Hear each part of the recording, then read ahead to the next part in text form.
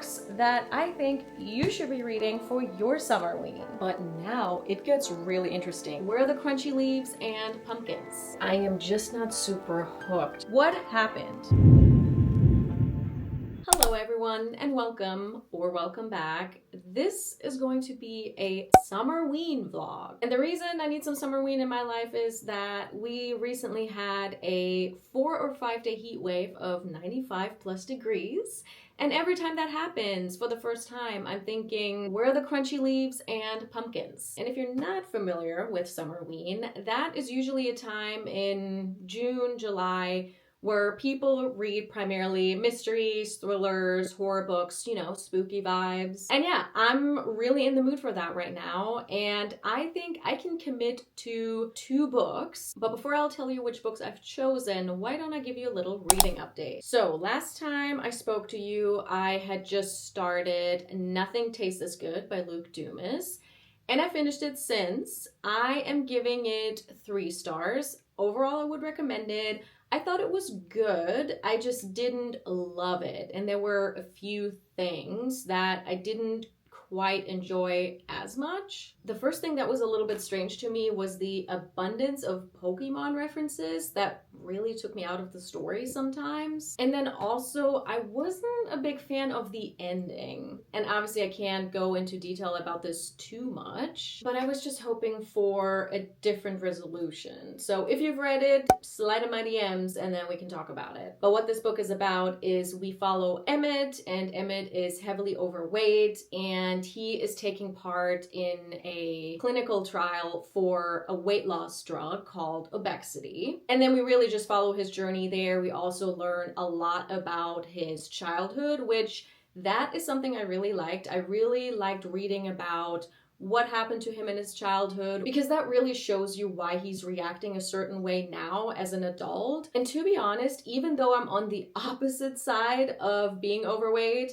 I thought this was really relatable, because I can also relate to people making comments about your appearance and then they disguise it as, oh, it's just a compliment, or they really think it's a compliment. For example, what I've heard a lot, especially from my older relatives, was, oh, I'm too afraid to give you a hug because I'm afraid I'm gonna break you. And in their mind, they think it's a compliment, but really it's not, okay? Please don't say that. But for Emmett, of course, it's in the opposite direction, and people would comment on the fact that he's overweight. They would constantly remind him of, oh, you look so much better now that you lost weight.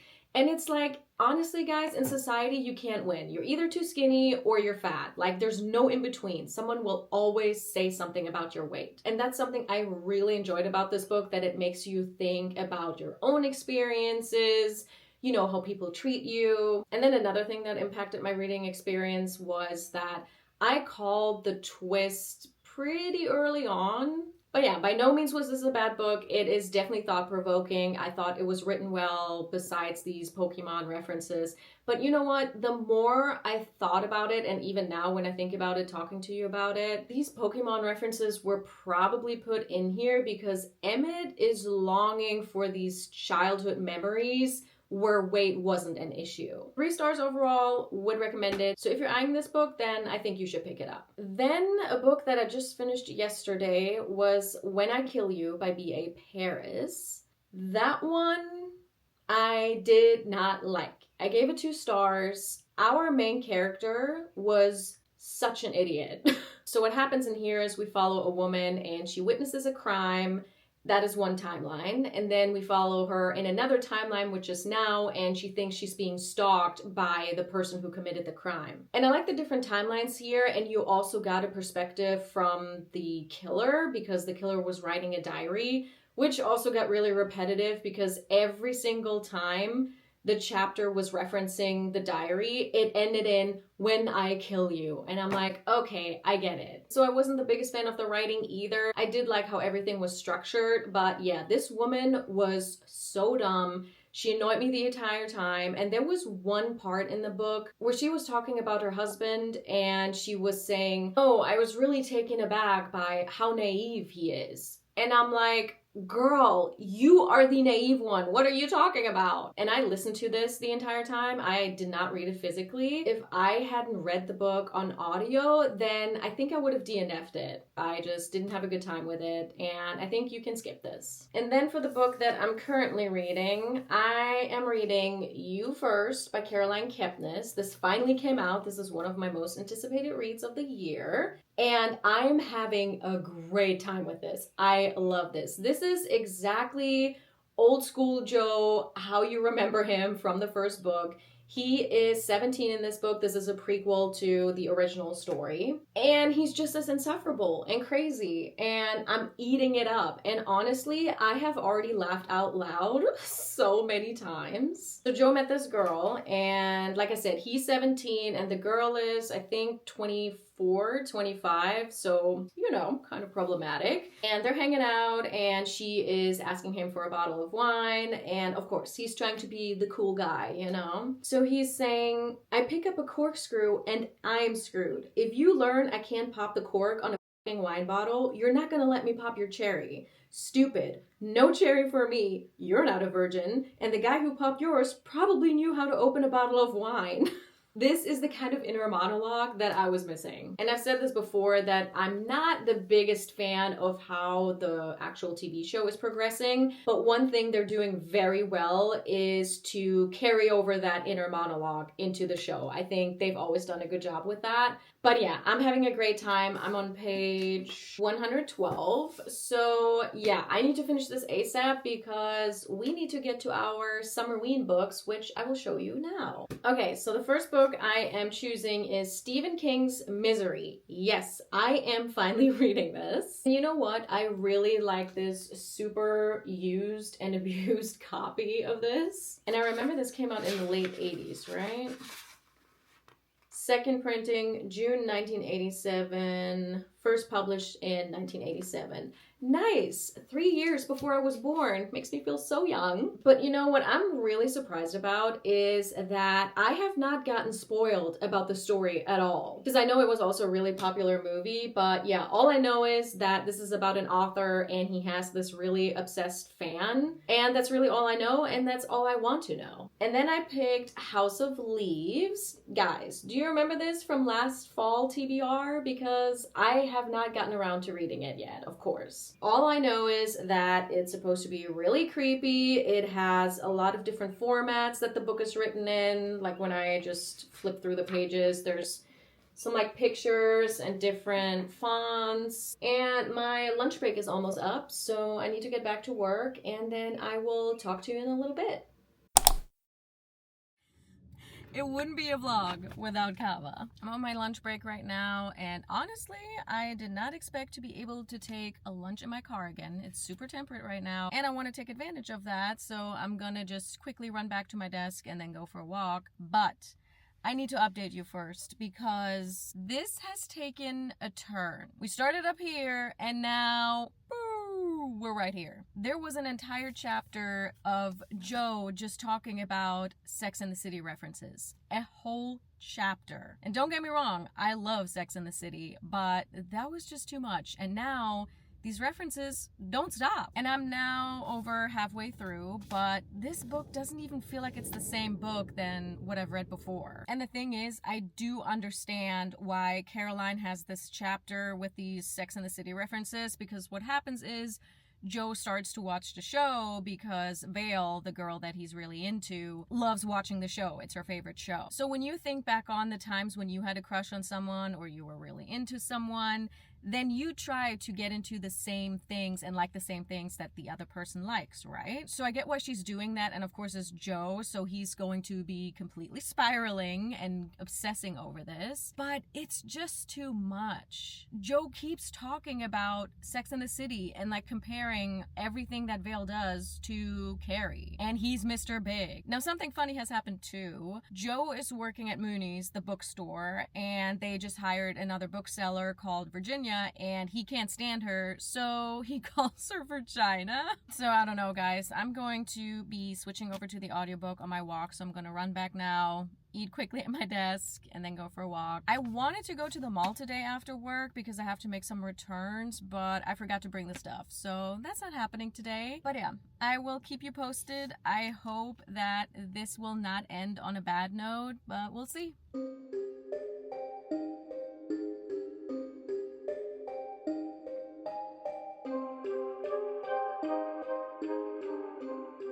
Good morning, everyone. Today is Thursday, and it's actually quite gloomy out there, so perfect weather for Summerween. And I have a few moments before I need to head out for work, so I figured I could give you an update on You First by Caroline Kepnes. I finished it last night. And you might be wondering why I'm wearing a jersey. So glad you asked. In case you've been living under a rock, the World Cup is on, and obviously I'm going to be representing Germany. And that first game last weekend, 7-1 against Curacao, amazing. And you know what? After that game, I was fed some pretty negative videos on Instagram and TikTok from Americans living in Germany complaining about how Germans were celebrating that win and that it's way too early, it was just the first round, da-da-da. But guys, what people don't understand is that when you're German and you live in Germany, there's only one time every 4 years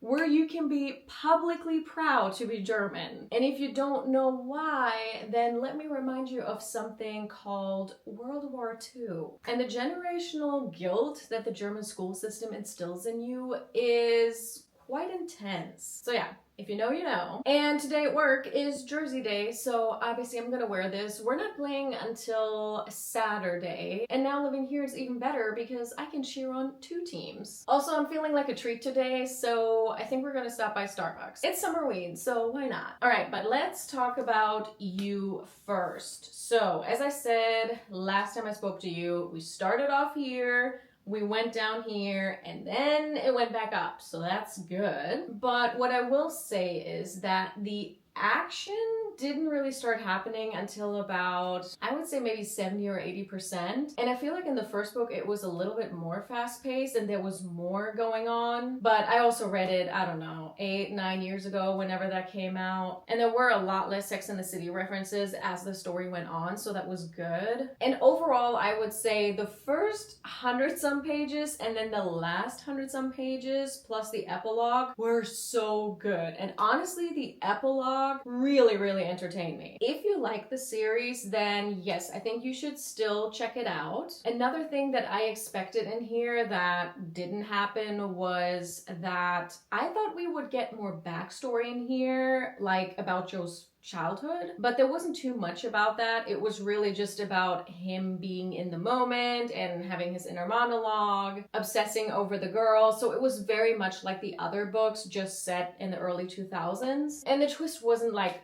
overly crazy or anything. It usually isn't, because this story is not really about, you know, the shock factor. It's all about being in Joe's head. But yeah, overall, since I slept on it, I think 3 stars is probably a good rating. Oh, and then I don't know if you guys are reading acknowledgements. I always read the acknowledgements, and I love the last paragraph that Caroline wrote. Our time on this planet is kind of like a relationship with Joe Goldberg. We don't get out alive. So yeah, that concludes my review of You First by Caroline Kepnes. And then next, we're gonna be reading Misery by Stephen King. Oh, also tomorrow's a holiday. It's Juneteenth tomorrow, so I actually get to have a longer weekend, which is great. But yeah, I gotta head out, and then I will talk to you in a little bit.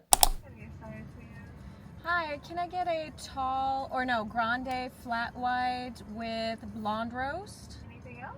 Yes, can I also get the red pepper egg bites? Anything else? No, that's all, thank you.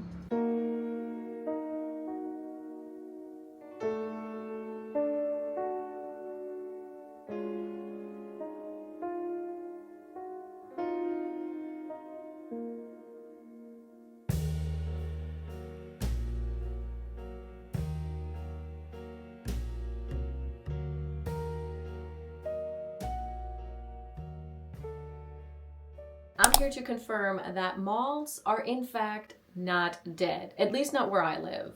I went to the mall on Thursday night, which was probably not the best time anyway because it was right before the holiday, but it was a zoo. As soon as I walked in and saw the crowds, I'm like, I gotta get out of here. But I was on a mission. I had to make some returns, and this weekend was the last weekend I could actually make those returns. And you know what that means when you make returns? You get free money. So then I also went to Barnes & Noble and Sephora. So let me show you what I got. And every store I went to was actually not that busy, except Sephora. That was insane. And then of course I got so overwhelmed that I didn't get what I desperately needed. I've been working on my hourglass powder, and I am really scraping the bottom of this. I mean, just look at this poor powder right here. Yeah, I really don't have much left of that, and that was the most important thing that I wanted to get, because this powder, guys, please try it. When you're at a Sephora next time, definitely try out the Hourglass Ambient Powders. I don't know what it is about it, but when you put this on, it's almost like this blurring effect that it has, but it also gives you a little bit of sheen, but it's not like that super glossy sheen, if you know what I mean. It's not like the highlighter sheen. But what I did get was the YSL Lash Clash Mascara.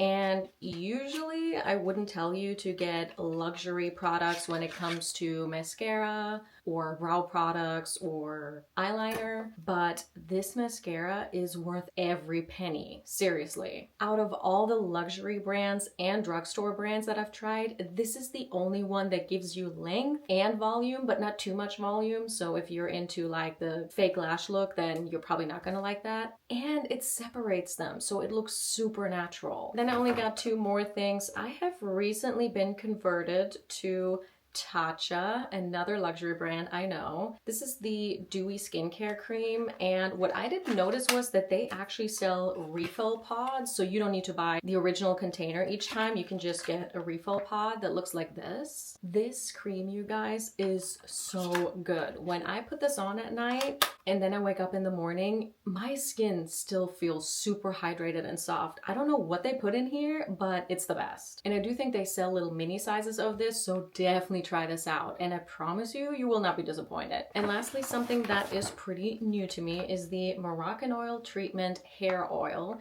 And I had a little sample of this that I got, I don't know, maybe a month ago. And I had the Kerastase hair oil, which really didn't do anything for me, so I'm glad that I finally used that up. Then I started using the sample, and it is so good. This is actually doing something for my hair. My hair is naturally really frizzy, and in general, I wouldn't consider myself high maintenance, but when it comes to my hair, then yeah, it needs a lot of product, a lot of attention, because when I let my hair air dry, it looks atrocious. So yeah, that's what I got at Sephora, but now, what you're mostly interested in, I'm sure, is my Barnes & Noble haul. And I was looking for two books. I wanted to get Sublimation and then also Five by Ilona or Alana Bannister. I have heard such good things about Five, especially. Not so much about Sublimation. I feel like that's not super well known, but I had featured that in my June books, and I'm so interested in this one. And I did find it in the end. I was looking in the fiction section, but they didn't have it there. So then I found it in the sci-fi and fantasy section. And this sounds so unique. This is set in a world where when you immigrate, you leave a copy of yourself in your old country. So there's two versions of you, one in your old country and then one to the country that you immigrate to. And that reminds me of the show Severance, which I love. And it's saying when you immigrate, you leave a copy of yourself behind. An instance.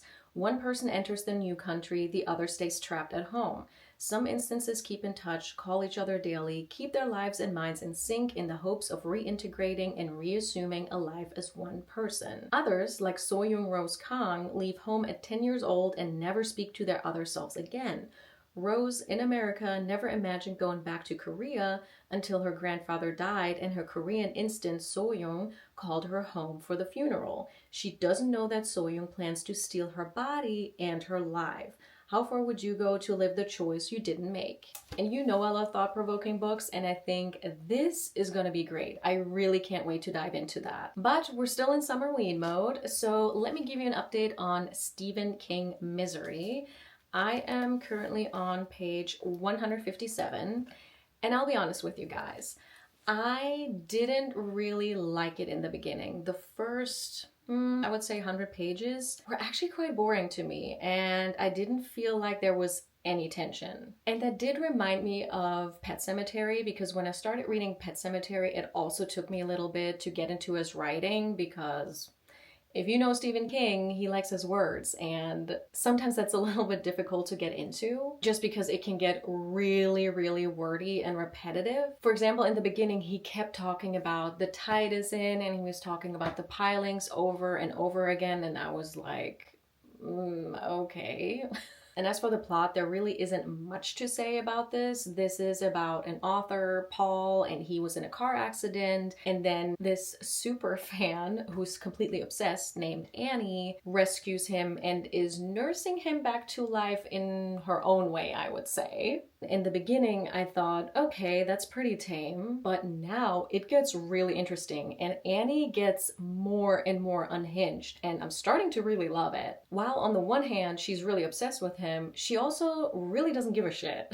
There was one scene where she's saying, oh, if you're gonna have to vomit, yeah, you're gonna have to lay in it because I have bigger fish to fry. And what I also didn't realize was that this is using the book in a book trope. So not only do we have the story of Paul and Annie, but Stephen is also incorporating the book Misery that Paul is writing into the story. And as you keep reading, you realize that Annie is not just obsessed with Paul, the author, but she's completely obsessed with the story. But I'm just gonna leave it at that. Oh, and then something else that made me feel so validated was there was some commentary about smut in here. And I hear it all the time that people say smut has been on the rise because of social media, but I've always said, guys, smut has always been a thing. My theory is that people before just didn't want to talk about it because it was kind of taboo, right? But then once 50 Shades of Grey came out and people start talking about it on social media, people think, wait a second, I guess it's okay to read smut. And to be clear, couldn't be me. I prefer,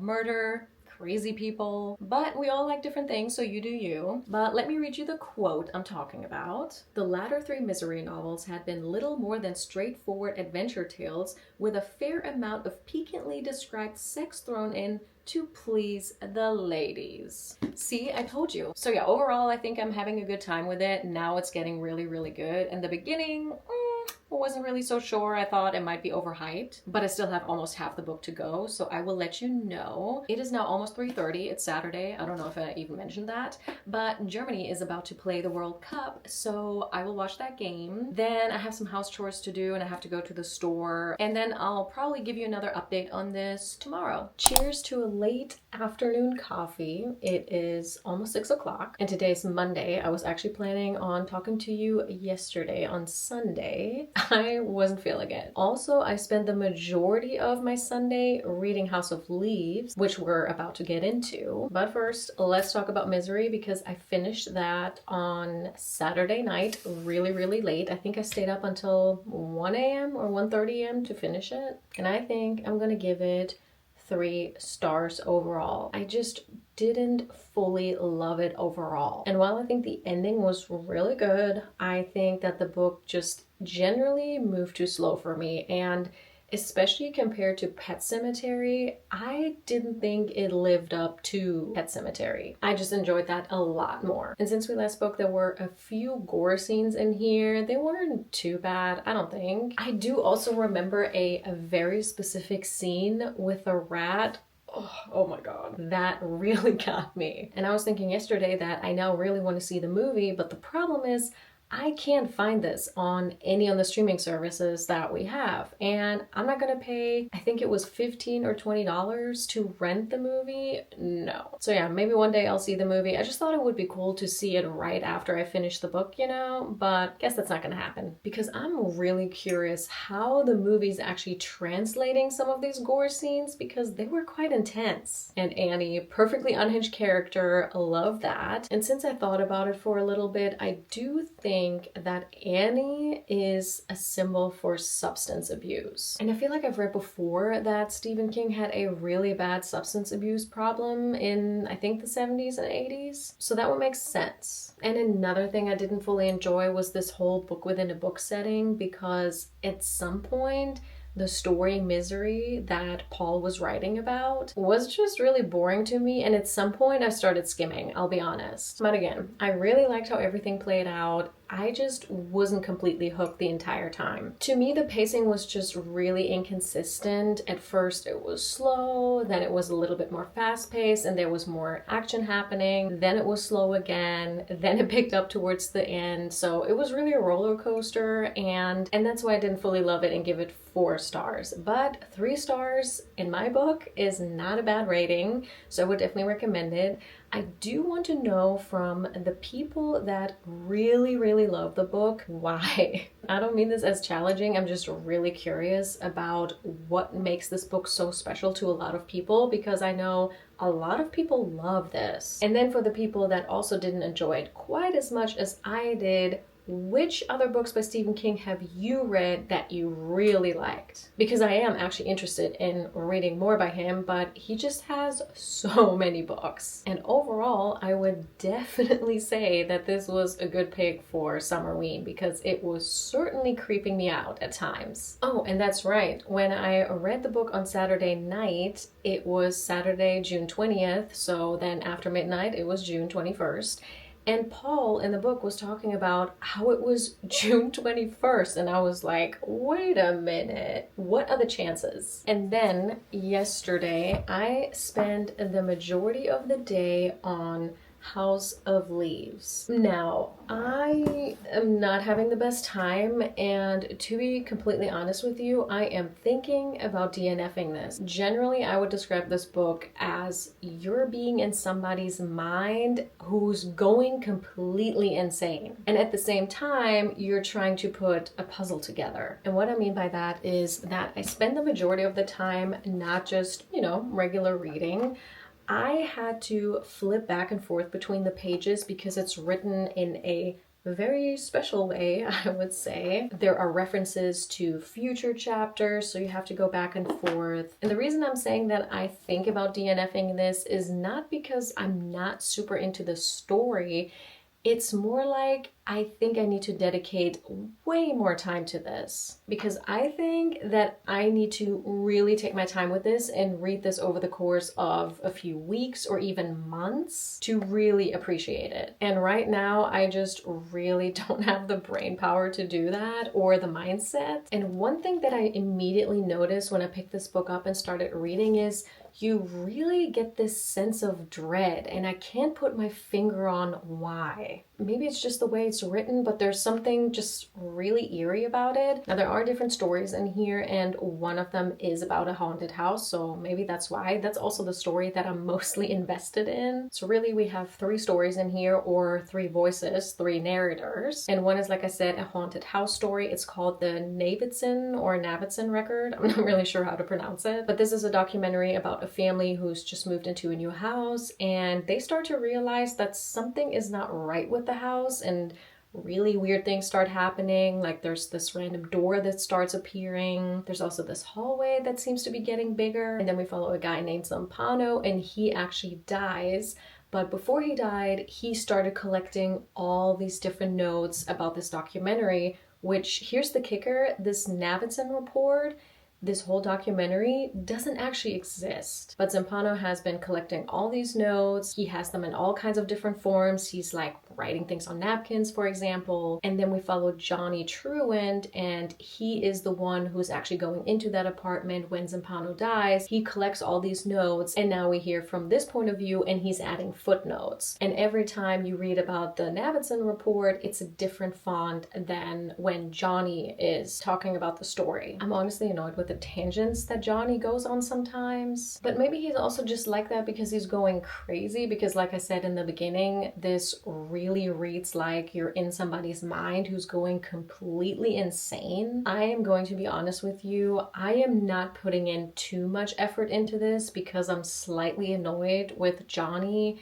and I'm really only interested in the Navidson report portion of this book. And I think that I could get a lot more out of this book if I put more attention and effort into it. I think it's that kind of book. So overall, I am intrigued. I am just not super hooked just because there's just too much going on. And don't get me wrong, this is a super unique concept, but maybe it's just not for me. It's just at this point where I'm reading it, it feels like this is unnecessarily dragging the story out, if you know what I mean. And I know that a lot of people are saying that the whole experience of reading the book is worth it just for that. But to me, it just feels a little bit gimmicky because I feel like the story itself, or the different stories, the different point of views that we have, are not super groundbreaking. But maybe that's also supposed to be the point, that you take something that has been written about in horror books all the time, like a haunted house story, for example, and in order to make that fresh again, the author then uses all these different writing styles to really elevate the reading experience. But yeah, there is actually a storm rolling in, so I think this is a great time to break. Like I said, I'm going to be giving this a few more hours of my time, but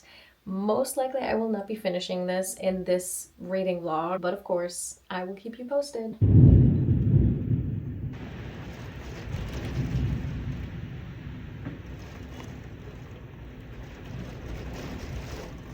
Hello again. I started editing my vlog and I noticed that there were not much fall vibes going on here. So I figured, you know what? The pumpkin mug needs to come out, and the pumpkin pillow. And you know what? Part of me wants to leave this pillow here and just see how long it takes my husband to notice. Maybe I should do that. And just a quick catch up on the World Cup. Both Germany and the US played yesterday, and what happened? I don't even know what to say. I mean, first of all, Germany just needs to be more aggressive in general, and they also got to move faster. Da war einfach gestern der Wurm drin.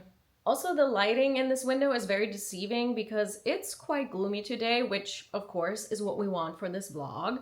And with that, let's dive into my thoughts on House of Leaves. And you know what? Nothing has changed since the last time I talked to you. I decided to DNF it. It's really for the reasons that I already mentioned, so I don't want to repeat myself. I tend to do that a lot anyway. I just need to be able to give this a lot more attention than I can right now, so I decided to soft DNF it. I will definitely get back to it at some point. So yeah, unfortunately, I cannot give you a review on this book. And you know what? This reading vlog was not super successful. I mean, we started off with You First. That was 3 stars. Misery was 3 stars. And now I'm DNFing this. But I don't want to leave you hanging. So I decided to come up with a quite extensive list of all the books that I think you should be reading for your Summerween. And every time I do these recommendation videos, whether that's on shorts or long form, I always try to have a pretty good mix of different kind of books. So different stories, different writing styles, things like that. So I do hope that there's gonna be at least one book on this list that sounds interesting to you. I'll start off with I'm Thinking of Ending Things by Ian Reid. And let me tell you right away, this book is not for everyone. And if you tend to read literary fiction,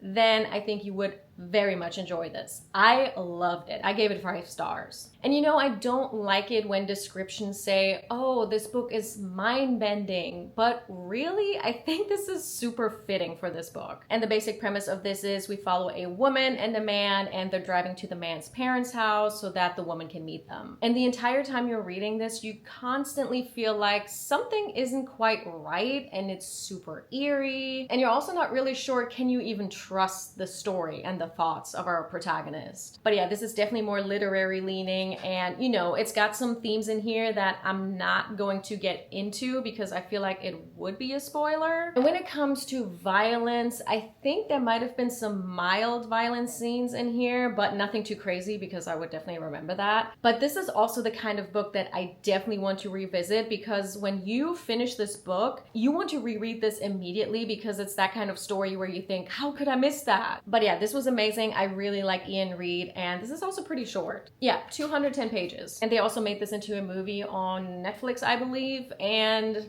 yeah, it was okay. Next up, I have We Live Here Now by Sarah Pinborough, and I love Sarah Pinborough. Behind Her Eyes is one of my favorite thrillers, and I know that's very polarizing because that ending might be a little bit too much for people, and I do understand that, but I thought everything came together so well in here, and so is this. First of all, this had a super satisfying ending, and there are also a lot of metaphors in here that stand for different things, different themes, and again, I want to keep it very broad. And what I enjoyed about this the most, this is a haunted house story, as you can probably imagine. I loved how the house became its own character. This was super atmospheric. It it was very clever in the execution. I thought she did an amazing job pulling everything together. And there's no violence in here. It's all about, you know, the mystery, spooky vibes. And if you like domestic thrillers, then I think you will really, really enjoy this. And compared to Behind Her Eyes, this is not that crazy. So if you didn't quite enjoy Behind Her Eyes, I would still think that you should check this out. And once again, this is super short. So then sticking with the haunted house theme, I also would recommend Home Before Dark by Riley Sager. And if you've been following me for a while, then you know that in general, I like Riley's books, but every now and then there's a book that I really don't like. And I read almost all of his books. I still need to read Final Girls and The Last Time I Lied, but all the others I've read. And this, Home Before Dark, and then also The Only One Left, are the only two books that I gave 5 stars by him. I remember I read this in 2 sittings. It was COVID times. And I would say if you're looking for the classic haunted house tropes, you know, creaking floors, moving objects, hearing things, you know, stuff like that, then you will really, really enjoy this. And it's just written in a way where you don't want to put this down. Again, I read it in 2 sittings. And one thing I do want to mention here, this is a book in a book. So ironically, you might remember from what I talked about Misery, I was saying that I didn't really enjoy that style in Misery where you have a book within a book. But in here, I loved it. The way the actual story was written, and then the book was really engaging. And what happens in here is we follow a woman who returns to a home that she used to live in with her family. And when they moved into a home, they fled about 3 weeks later because really, really crazy things started happening. So now she's going back to that house.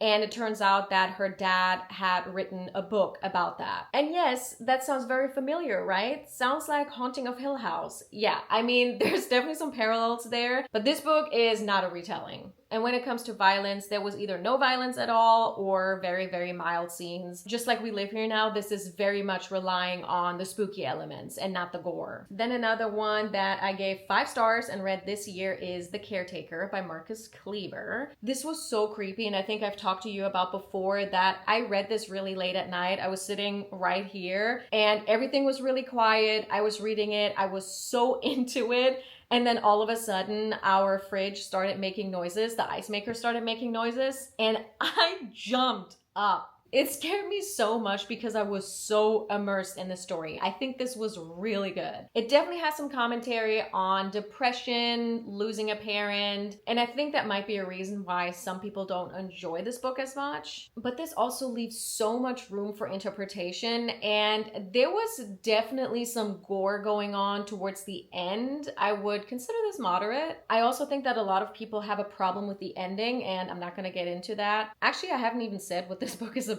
Again, I'll keep it broad. But what happens in here is we follow Macy, and she is responding to, I think it was a Craigslist ad where someone was looking for a caretaker for an estate. And then Macy responds to that, and she finds out very quickly that there are some very specific house rules she has to adhere to. And I'm just going to leave it at that. But yeah, I love this. I really like the writing. It was very engaging. It had some funny moments as well. And what I especially liked about this is that everyone will interpret this a little bit differently, and I love those kind of books. But yeah, whether you've read We Used to Live Here or not, I would definitely recommend you check this out. And then still with the spooky house vibes, or should I say spooky library, is The Library After Dark by Andy Pliego. And just a quick disclaimer, this was sent to me by the publisher, but guys, I'm always being honest with all my reviews, okay? I just want to mention that. And I know that should go without saying, but I also know that a lot of people are wary when they hear, oh, this book was sent to me by the publisher, and then they think they're not going to get the real raw opinion on it. But if you've been following me, then you know I'm always going to be honest. Just recently, I told you guys that I DNF'd a book that I was sent by the publisher, and I'm sure there are people out there who don't want to give a book a bad review because it was sent to them by the publisher, and then they're afraid that they're not going to be sent books anymore. And yeah, while I get that, I'm also thinking there are so many books out there, and if a publisher is is sending me a book and then they decide to stop doing that because I gave it an honest review, then I quite frankly don't want to work with them anyway. You know what I mean? And a lot of times publishers will tell you, oh, can't wait to hear your thoughts and let us know what you think. But then of course, if it's not a raving review, then the tune changes a little bit, you know? And look, I totally get it. Publishers send out books because they want to market books. But I am not a book marketer. I am a book reviewer. And the worst thing that could happen is if one of you guys think that you can't trust me anymore. But now I'm going on a tangent. Let's get back to the book. If you like locked room mysteries, then this is the book for you. This is perfect for if you like Agatha Christie books. And there was some body horror going on, but again, I would say it's mild to moderate maybe. This is all about the atmosphere and setting the scene, so I really like that. And there was a little bit of romance in here, but I personally didn't mind that. I don't think it took away from the story. And what I love about this book as well is that, first of all, it comes with a map of the library. So when you get this book, I would highly recommend you pick up the physical copy. And it also comes with a guest list of all the people that were invited to this library. And I will tell you that I've definitely referenced this guest list because there are quite a few characters in here, but I think that list really, really helped. But yeah, I thought this was so much fun to read through. And it says, a bookseller must escape the infamously haunted library that holds her darkest secrets. But with a murderer in her tour group, escaping alive is not as simple as it seems in this twisty locked room thriller from the best-selling author of You Are Fatally Invited. That reminds me that I want to read You Are Fatally Invited because I really, really liked Andy's writing. Oh, which reminds me, she also added in some fairy tales in between the chapters, which really added another layer of, you know, whimsy. But I thought it was well done. I really, really enjoyed this. And then for my last recommendation, you knew this one was coming. Daisy Darker by Alice Feeney. As you know, I am a diehard Alice Feeney fan and I will forever read her books. If you didn't enjoy some of her really crazy books, because her endings can get really over the top, and I understand that some people don't like that. This book, however, is very, very different from her other books. And just like The Library After Dark, if you like And Then There Were None by Agatha Christie, for example, you will really, really enjoy this. So it's another locked room mystery, and the ending definitely came out of left field, but it is not as crazy as, for example, My Husband's Wife, I Know Who You Are, and that one is completely insane, I know. Or Beautiful Ugly, I know a lot of people didn't like that ending either. But yeah, if you've tried Alice Feeney's books before and you didn't quite enjoy them, then please, please give this a try. I think you will be very surprised. I always devour her books. And while her books can go off the rails, the writing is always perfect. All right, and that brings me to the end of this vlog. I hope that your itch for fall vibes was scratched at least a little bit. And definitely let me know if you're usually also reading thriller, mystery, and horror books, because I know not all of you do. But yeah, I hope that you enjoyed this video and that you got a few book recommendations for me. That's always the goal after all. Also, if you've made it this far, then you're amazing. Thank you, because I feel like this vlog is gonna be a little bit on the longer side again. But if you did enjoy it, as always, please give it a thumbs up. And then if you're not subscribed yet, please do so now. So thank you so much for watching this video, and I'll see you in my next one. Bye.